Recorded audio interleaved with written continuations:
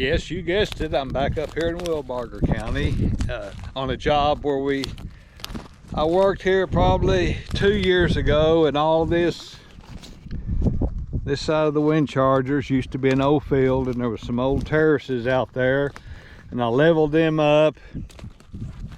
They're going to quit farming this field and put it to grass and everything, and had a tank designed for it, and they just had a hard time getting their grass up. Just been real dry the last couple years, and they finally got a little bit planted and a little bit up, and so they decided to go ahead and dig the new stock tank. There was an old one right here, and I covered it up. There's one little one down there just this side of that green field. There's a waterway runs down that county road, and it's pretty much silted in. Right up there, I think right toward that wind charger, is a new stock pond. It's on the neighbor. I dug it the same time I was up here doing this, and it filled up right after I built it. But right here is the new pond. I'm gonna put some barkers on the stakes. Look like some of them fell off, and it's rained. I moved up here over the weekend, and it rained Sunday night about an inch, so I waited. I was gonna come up here yesterday, decided to wait and let it dry up a little bit, and it's not much drier than it was, but it really needs one more day. I thought if I could come up here and dig my test pit, I've got to get that dug, but I don't know. It may need to dry up a little bit, but I'm going to put some more flags out, then I may show you them here in a little bit. Bye. Okay, what I've got laid out, what soil conservation, this is a 5,001 yard tank. This is the center. The stakes with the ribbons, they may show up a little bit. That's the edge of the hole. It's 162 foot across the top of it. My spoil, my dam will go from right there all the way around to right there. That'll be open. Those 3 flags, that's where the water's coming in from the drainage, and then from the neighbor up there. So it'll be 14 foot deep. The benchmark is way over there. I'll be 14 foot below. There's a railroad spike drove in the ground over there. Be a 4-to-1 slopes, have a 50-foot bottom when I'm finished. And first thing I've got to do is dig a test hole probably right through here, but I'm going to wait one more day. It's just let it dry up just a little bit more. I mean, there's some water standing over there. That'll be underneath the dam, but still I've got to peel all my topsoil off. I'll dig the test hole first. If everything looks all right, then I'll start to peel all the topsoil back, put it past the 60 foot, so past them stakes. So it just needs another day of sunshine to kind of, it was cloudy part of the day yesterday, and it was raining yesterday morning early, so it hadn't been a full day. So one more day, and then I think I can start getting everything peeled off. If not, I'll just have me one big muddy mess. So anyway, we'll let y'all see some of that tomorrow when we get the test hole dug. And like I say, I think there seems like there's open weather. I mean, we're just a week away from Thanksgiving, so it's going to be a couple short weeks. But once I get it built, the water will be coming in from that direction coming toward the tank. So I can always put a little block up on the outside of them stakes if I think it's going to rain, and that'll kind of kick everything away from the tank other than just what falls in it. So if you've seen my videos, you've got that big hole opened up, and if it was to come a hard inch rain, that's a lot of water that falls on this 162 foot circle. But maybe I think we're kind of out of the big range right now. I mean, that was unusual to get the rain that we've gotten in the last 3 or 4 weeks this time of year, but it's just been so hot and it's been dry. We needed the rain. usually this time of year on till you get up into the spring, we'll get some drizzly rain and sprinkles, and then a snow just don't get the ground wet, especially if you're digging on it, because you can peel it off before it thaws out and get it wet. But I kind of poked around out there in one spot. I'm trying to remember, I may look up on an older map. Somewhere out there is where the old pond was that I filled in, and I can't remember exactly where. I don't think it's over here. It's over there. Maybe where the dam is going to be is where the old tank was. You don't want to get into that, even though it was dry when I filled it. It wasn't, the dam had been washed out, the spillway, which was right here somewhere. So that may be right where the old pond was, but I don't think where I'm going to be digging is on it. If it is, it's just on the edge of it, so you might get into some mud way down deep if you was right in the middle of it. But I don't think that's the case. I may double check. I've got some GPS coordinates of the center, and you can get on Google Earth and find those. The most recent one does not show the old pond on there because I filled it in 2 years ago, and they've redone their map since then. But you can go back 10-15 years on Google Earth and probably see that tank then, and I'll take the coordinates of it just to be sure I'm not on it. But most of this, the higher you get, it's just old red gravelly clay, and that's going to be under most of that, because that tank I dug up on the hill by that wind charger. Now I did have some water coming in, seep water on it, but it was good red dirt. I don't think that's going to be a problem, but I can tell more when I get that test pit dug. There was water coming in that one when I dug the test pit, but not very much. But once you get down to where the water was coming in, I had to go ahead and get my depths because the next day there was quite a bit of water in it. So it makes it a little messy, turns your bulldozer red instead of yellow. But okay, I'll get back out here tomorrow and start digging that test pit. We'll let y'all see that then. Thanks for watching. Bye.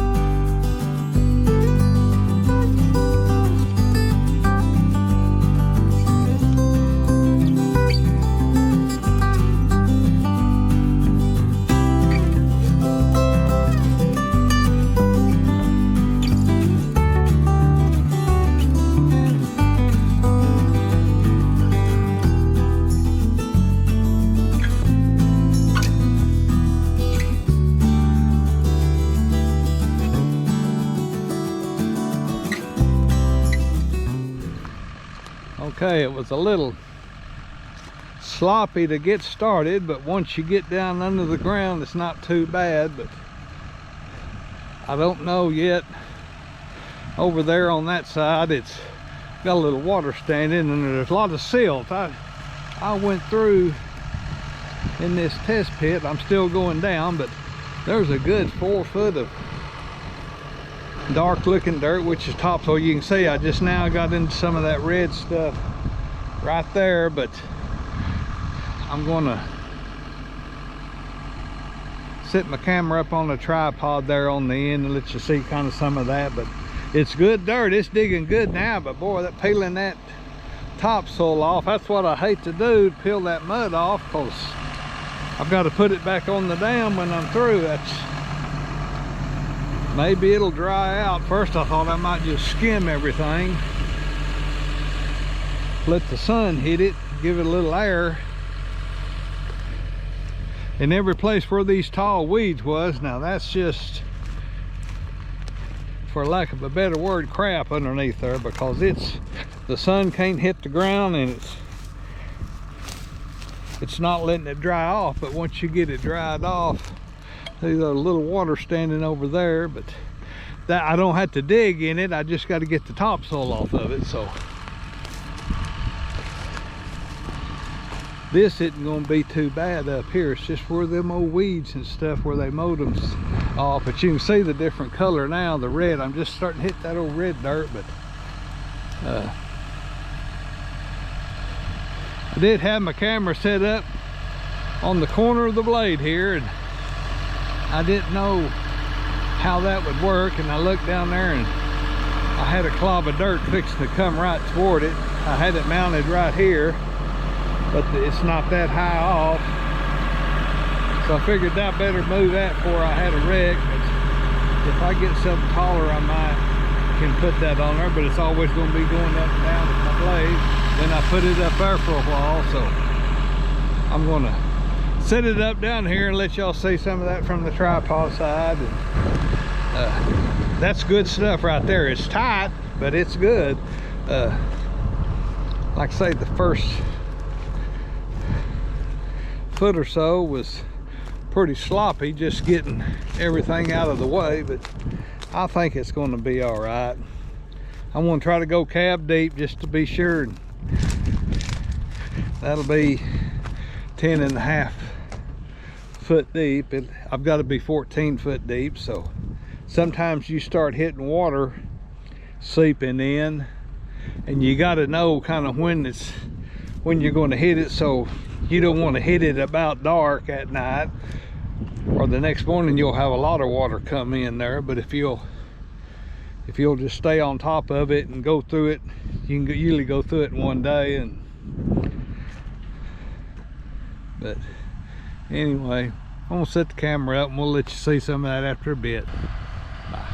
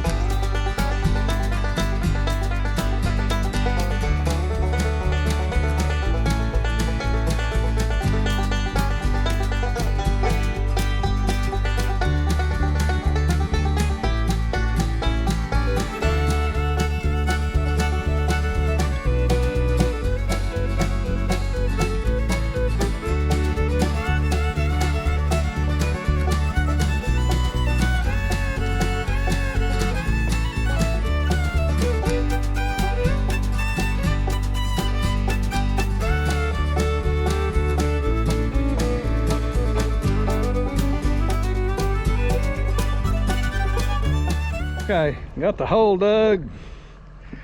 It's just kind of what I expected. I mean, you never know. I mean, sometimes I've had them core tanks out just with a 4-inch auger, and you start to run, everything looked good, and you start to run over with the dozer and water's coming up out of the ground that you didn't hit, and it didn't show up with the auger. But this is good red stuff, 10 foot in the ground.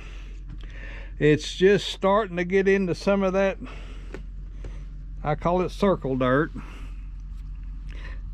It's just old Vernon clay. It's got that gray in it, and that's supposedly water. Y'all have seen some videos. I've had some of them. There's still water in some of them circles, but I may leave it open for just a little bit while I'm trying to peel some of that topsoil off. Now I could go another foot and have a little seep water start coming in, but usually you can just go on through it. Just don't make everything muddy, because this is some pretty good clay. Had a little layer of some gravel right here. You can see some of that, some of this darker dirt, which that won't hurt a thing. There's clay below it, clay above it. That darker dirt is topsoil.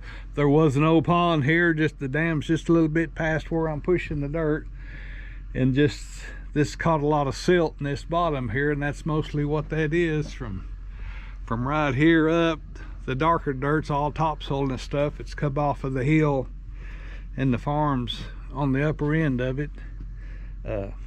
So nothing surprising. That looks like a little bit of just pieces of kind of like a little sand rock in there, but pretty normal stuff for this country. And I mean, it's been just up until the last month, it's been real dry in this part of the North Texas, Wilbarger County. If it would have been wet all year long, you know, you might have hit water here sooner. But as dry as it's been for a year and a half here, except for the last month, that water hadn't had time to get down and really cause any problems. So like I say, now it's mud on top, but you can go through it. Here's that little old vein of gravel running through here. Like I say, that won't mount to nothing up there where the truck's parked. It's just right on top of the ground. So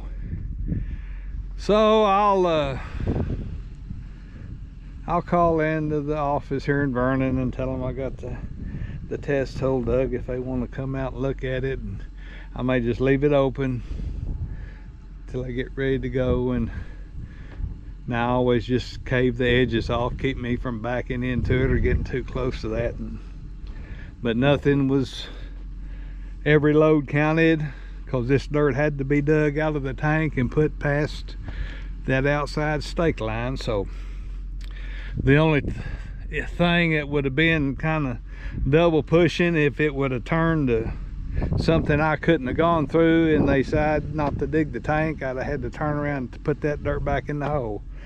But chances are usually that's pretty slim, and you don't go that deep before you hit something. Usually if the ground's going to be rotten, you're going to hit it 6 foot deep. But it's you just never know. I mean, and that doesn't, just because I dug a pit here basically in the middle, that doesn't mean that over here is going, I'm going to hit the same thing. It could be worse.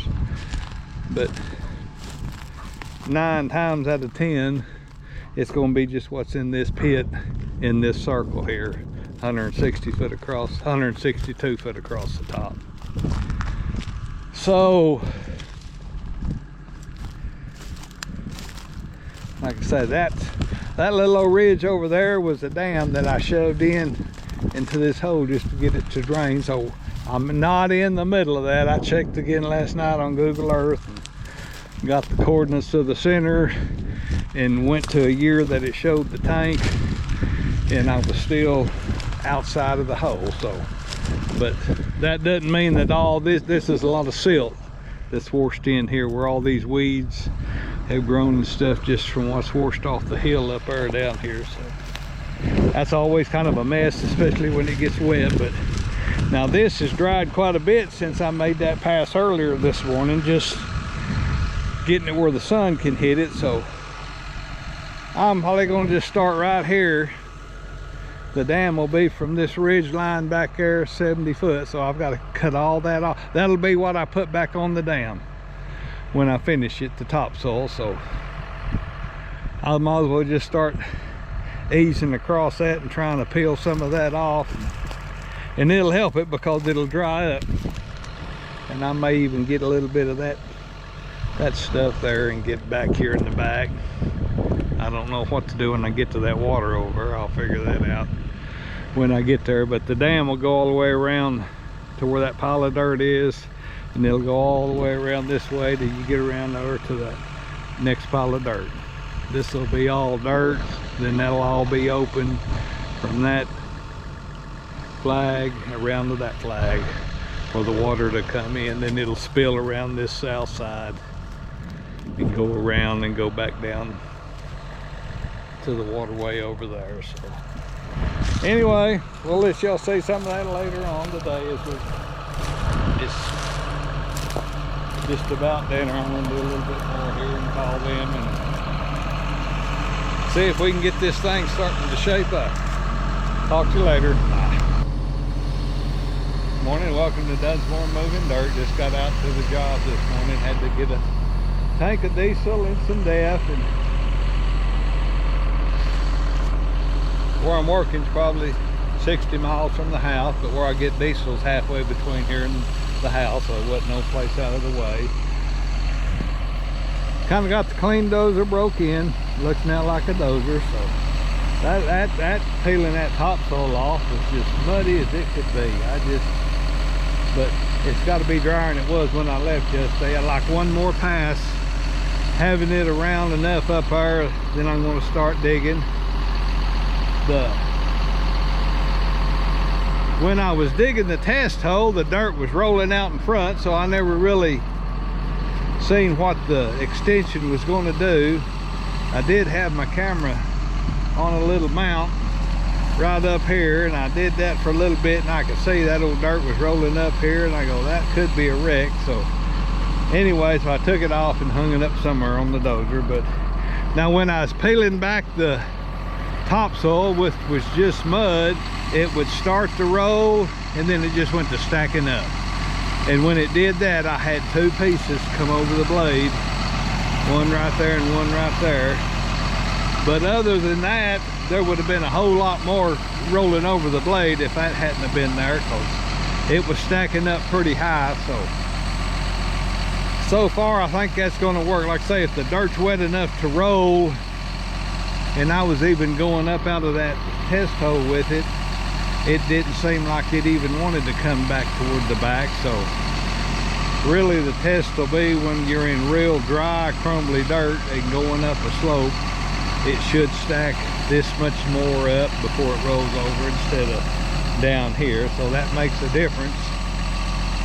8 inches higher by 10 foot, and then what kicks it out in front, so that's quite a bit more dirt. So anyway, I dug just a little bit out from underneath the rollers.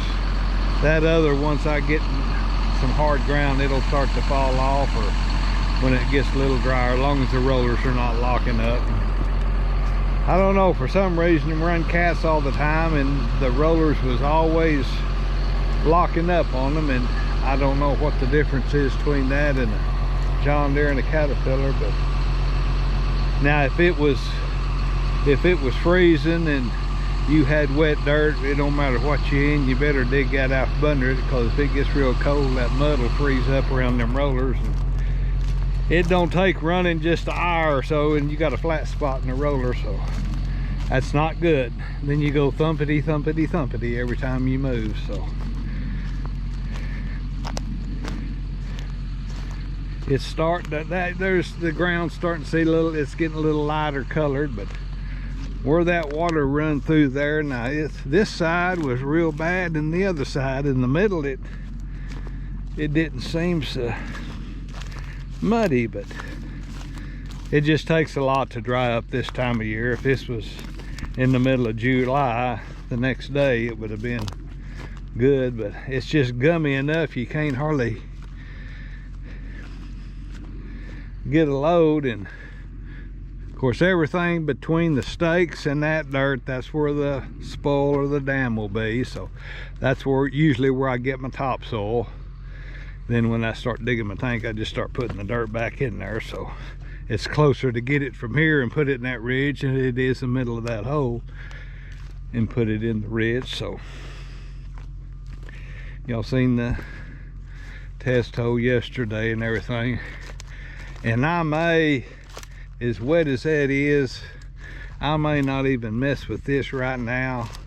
I don't need this topsoil in the dam for anything. I mean, I might need a little bit extra over here because that's really wet over there. I may just leave this alone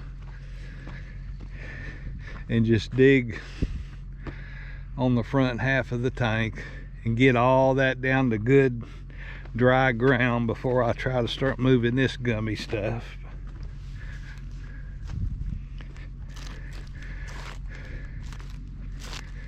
I think that might be the thing to do. I'll back up here and get a little bit of this, but I probably won't this week, but next week they show a couple days of showers maybe. So I mean, I'm probably going to build a dike around this outside edge, because that'll be the direction if it was to run water the way it would come in. So I'd rather not have to put this old gummy stuff up there. If it can dry a little bit, I'll wait and put it, and it'll be topsoil. Somebody got too close. It's kind of hard on these stakes because you always want to start about a foot past your stakes, which I'll do that, then I'll move my stakes. That just shows you where the top of the ground is, the top of your hole is. So anyway, that's what I'm fixing to start doing here. It's supposed to be some good drying days for the next couple of days, but like I say, I don't want to leave it with this without a dike over Thanksgiving and everything. So, but right through there where all them weeds was, that seemed like the worst stuff. I mean, I know it's going to get better. This was real sloppy right here yesterday, and I don't.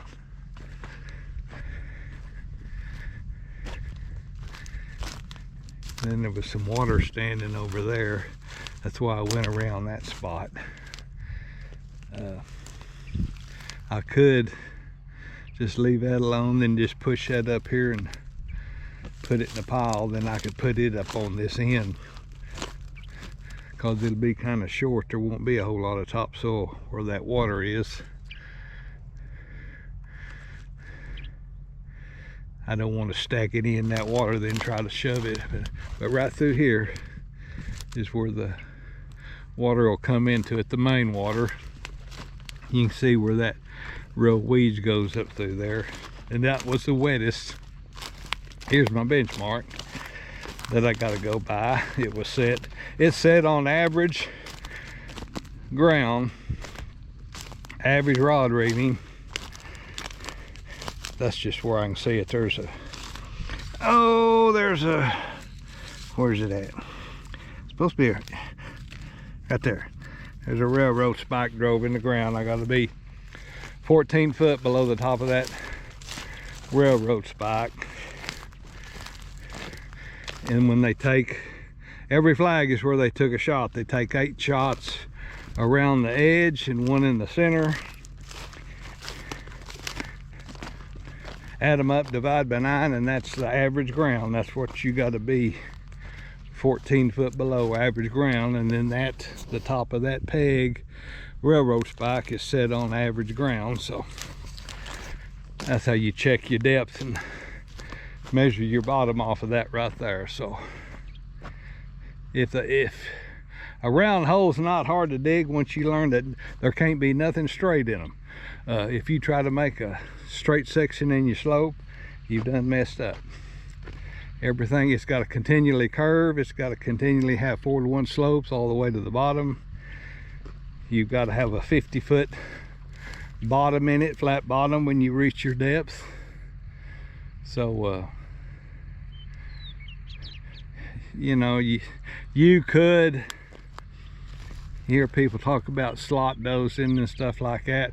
It's hard to do that in this because you want, once you get everything leveled up, which it was level before I dug a hole in the middle of it, but still, once you get your topsoil peeled off, you want to take the front half down all the same. If you start going down too much in one spot, your slopes start to get out of whack because they got to be curved all the way around, just like a bowl. So the easiest way to dig one is to take it down all the same. You can let this get higher back here in the back, and the technical term is call that the pie, because when you come off of that stake, it just looks like a piece of pie here. You could let this get 3 or 4 foot deeper than this, and the reason that is you're cutting this downhill, you're cutting this going uphill, so it's a whole lot easier to keep this in a semicircle, and because you're always cutting dirt downhill and pushing it across and take it up. Usually what I'll do, I'll let this get high back here, and then I'll let this get 3, 4, 5 foot lower, and then I'll just back up there and cut that dirt and just lose it down here, then start backing up halfway and digging it out again. If you'll always back up to the center in pivots, you hit that slope straight. There's one way to come out of that slope every time, and if you'll just keep backing up to the center and pivot and go around, it'll keep that curvature in there that it's got to have. Some people don't like building them. You can also, we sometimes build them square or rectangle, and that's when you can have something straight. It's not meant to be rounded. If you rounded it, you've messed it up. So, and they can come in here anytime when they finish. They'll take a cross section. They'll start at whatever the average ground is, and they'll start coming down. They'll measure and take a shot every place they stop to measure across and up. Usually they go north and south, east and west, 2 places, and they'll have that. They'll chart that on what they've already got this designed on paper to be. And if you're right on the line, that's okay. If you're behind the line, that's even better. If you're in front of the line, you ain't dug enough out, you've got to dig some more out. So I found it's easier to just overbuild it a little bit. You don't get paid for what you overbuild unless you've made a deal with the landowner. If he wants it deeper than what they want to pay on, there's nothing. You can make a deal, say, when we get through, I'll make their specs, and then you pay the difference. If you want to go deeper, you can. But on these you can, because you still got a 50-foot bottom in there. But on the ones we used to build, they had a 30-foot bottom, so you're not going to do too much digging in a 30-foot bottom. So, but a 50-foot bottom gives you a lot of room. You can go deeper if you want to, but when you do overbuild it, usually if it's just, they just pay for what's laid out, 5,001 yards. If you overbuild it 100 yards, you just give them, the landowner, 100 more yards of dirt that'll hold water, so out of a hole, which that's not nothing. It takes you longer to stay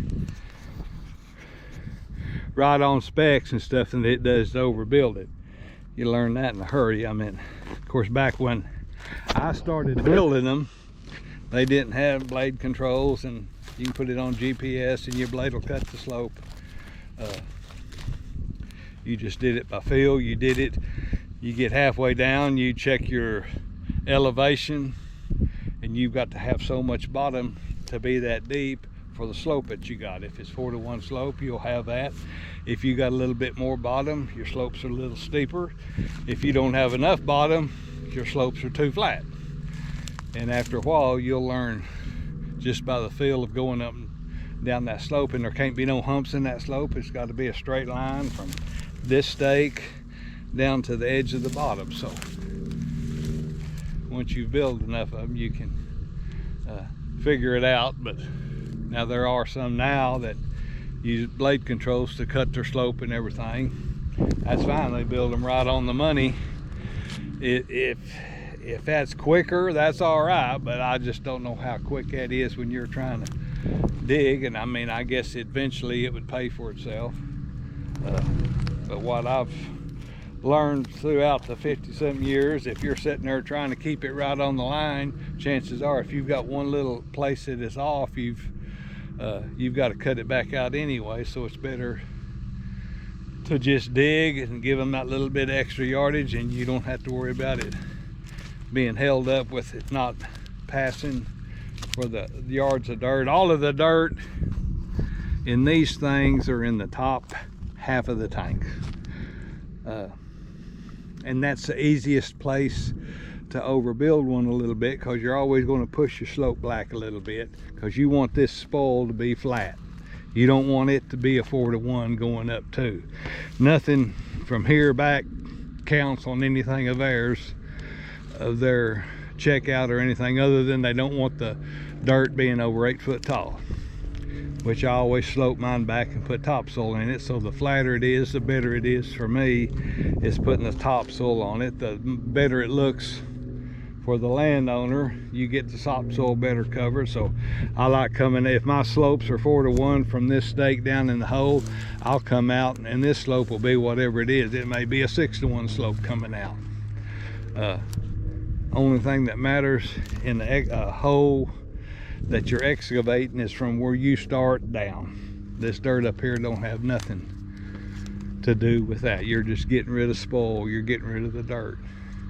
I do want it to look nice when I get through. I want it to be a little higher in the middle of the tank than it is on the ends. It just looks better than that. But as long as you got enough dam where the water will go around the spillway other than over it, that's all the requirement on that is. And so anyway, we're fixing to, or I am fixing to start pushing some dirt. I may set the camera up on the little hump over there, let you watch from the tripod this morning and see what we get into. Maybe you'll see a little dirt start to roll. So we'll let you see some of that after a while. Thanks for watching. Bye.